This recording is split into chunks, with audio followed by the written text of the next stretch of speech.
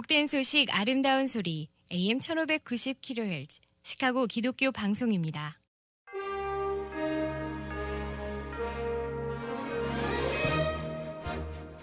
청취자 여러분 안녕하십니까? 8월 24일 수요일 KCBS 헤드라인 뉴스입니다. 연방대법원이 연방 차원의 낙태권을 인정한 로데웨이드 판결을 지난 6월 폐기한 가운데 텍사스, 테네시, 아이다호 등 3개 주가 지난 25일부터 낙태 금지법 시행에 들어간 것으로 조사되었습니다. 거짓 신성모독 혐의로 사형수 신세를 지던 파키스탄 카톨릭 신자 부부가 유럽으로 망명한 사연이 크리스천 포스트를 통해 공개됐습니다. 연방지원금을 받는 학교를 대상으로 한 성적 지향과 성 정체성에 근거한 차별 금지 명령에서 신앙 기반 학교는 제외하기로 결정되었습니다. 세계 복음연맹과 유럽 복음연맹이 우크라이나 전쟁 종식을 위한 공동 기도를 촉구하고 나섰습니다. 그러면서 독립기념일에 우리는 각 개인과 가족, 모든 민족의 마음에 참된 평화를 가져올 수 있는 하나님을 향한 의존성을 선언하고 싶다고 전했습니다.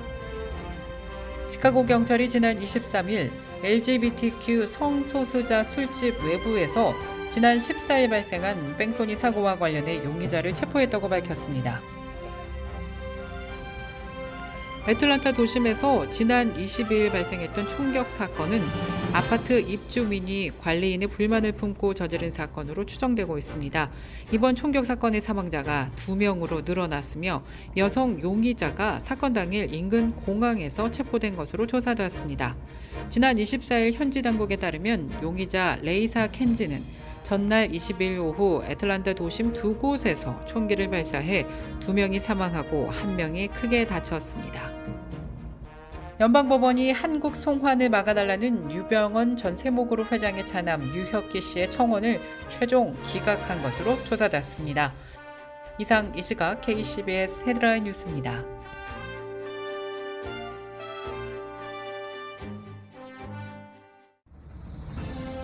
이 프로그램은 나눔의 기쁨을 함께하는 기독의료상조회가 함께합니다. 첫 소식입니다. 연방대법원이 연방 차원의 낙태권을 인정한 로데웨이드 판결을 폐기한 가운데 텍사스와 테네시, 아이다호 등 3개 주가 지난 25일부터 낙태 금지법 시행에 들어간 것으로 조사되었습니다. 대법원의 판결 폐기 시 자동으로 낙태 금지법을 시행하도록 한 이른바 트리거 조항을 갖고 있는 13개 주 가운데 경과 규정이 있던 이들 3개 주가 마지막으로 낙태를 사실상 금지하는 주에 합류한 것입니다. 이 가운데 텍사스주의 법은 강간이나 근친 상간 등의 경우에도 낙태를 금지하는 조항과 함께 낙태 시술을 제공할 경우 민형사상 처벌을 하도록 하는 내용을 포함하고 있습니다.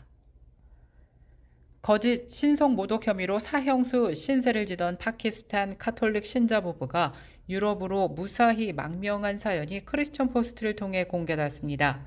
남편 샤프카트 에마누엘은 가족의 탈출을 도운 국제 자유수호 연맹의 인터뷰에서 조국이 그립지만 마침내 안전한 곳에 있게 되어 기쁘다며 소감을 전했습니다. 카톨릭 신자인 부부는 2013년 6월 신성 모독적인 내용의 문자 메시지를 보냈다는 혐의로 현지 이슬람 사원 지도자 말비 모하메드 후세인에 의해 고발당한 바 있습니다. 연방지원금을 받는 학교를 대상으로 한 성적 지향과 성 정체성에 근거한 차별금지 명령에서 신앙 기반 학교는 제외하기로 결정된 것으로 나타났습니다. 크리스천 포스트는 지난 12일 농무부가 발표한 성명에서 성차별의 정의를 확장시킨 행정 지침을 신앙 기반 학교에는 요구하지 않을 것이라고 밝힌 내용을 보도했습니다.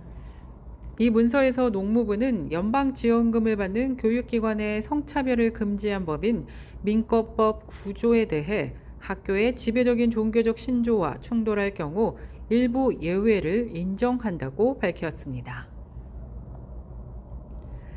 세계 복음연맹과 유럽 복음연맹이 우크라이나 전쟁 종식을 위한 공동기도를 촉구했습니다.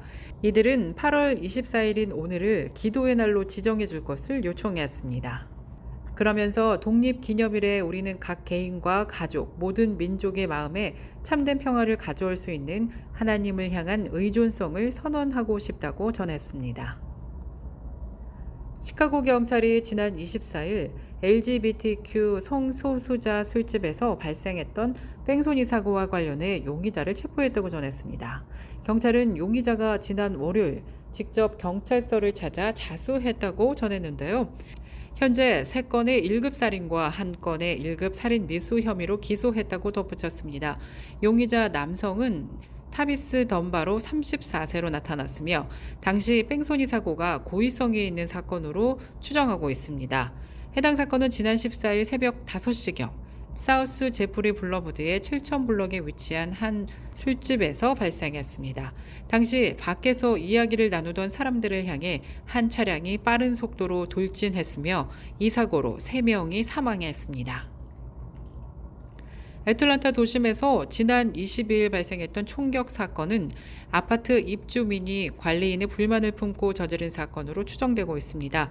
이번 총격 사건의 사망자가 2명으로 늘어났으며 여성 용의자가 사건 당일 인근 공항에서 체포된 것으로 조사되었습니다. 지난 24일 현지 당국에 따르면 용의자 레이사 켄지는 전날 20일 오후 애틀랜타 도심 2곳에서 총기를 발사해 2명이 사망하고 1명이 크게 다쳤습니다. 연방법원이 한국 송환을 막아달라는 유병언 전 세모그룹 회장의 차남 유혁기 씨의 청원을 최종 기각했습니다. 이에 따라 미국 정부의 판단이 내려지면 유 씨는 한국으로 송환될 전망입니다.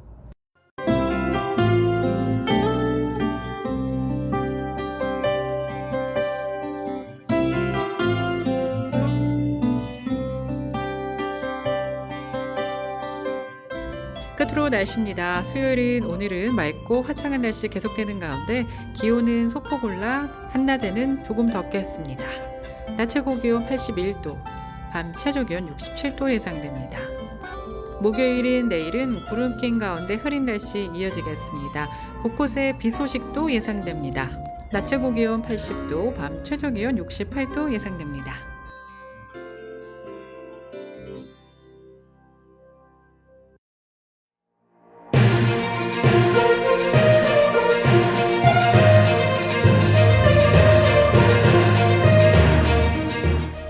이상으로 KCBS 뉴스를 마칩니다.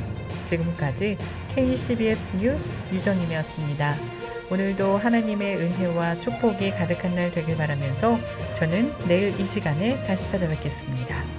청취해주신 여러분 고맙습니다.